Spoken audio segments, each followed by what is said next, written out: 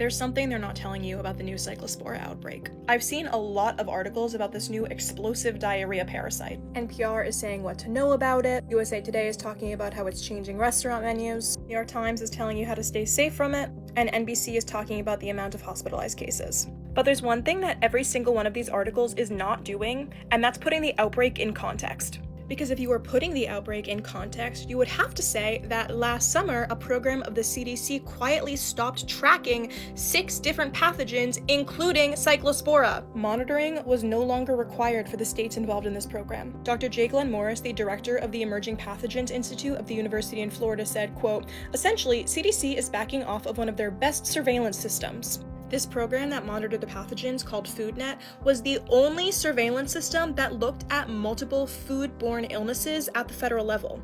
And why did they stop tracking all these pathogens that has now led to this serious outbreak of an illness? Because of Trump's budget cuts. Oh, there it is. The actions have consequences, and maybe funding things like public health actually keeps Americans safe. Maybe all my rambling about how everything is political, everything is political, is because things are actually fucking political. Maybe if the Trump administration hadn't cut $600 million from the CDC's budget, we could actually track the things that make Americans sick. And I honestly think it's really irresponsible reporting for these news outlets to not scream from the rooftops that the reason we're having a Cyclospora outbreak is because the CDC is underfunded, and so they have to limit the pathogens that FoodNet was tracking because of Trump's budget cuts, because it always goes back to who has the money and what is that money being allocated for.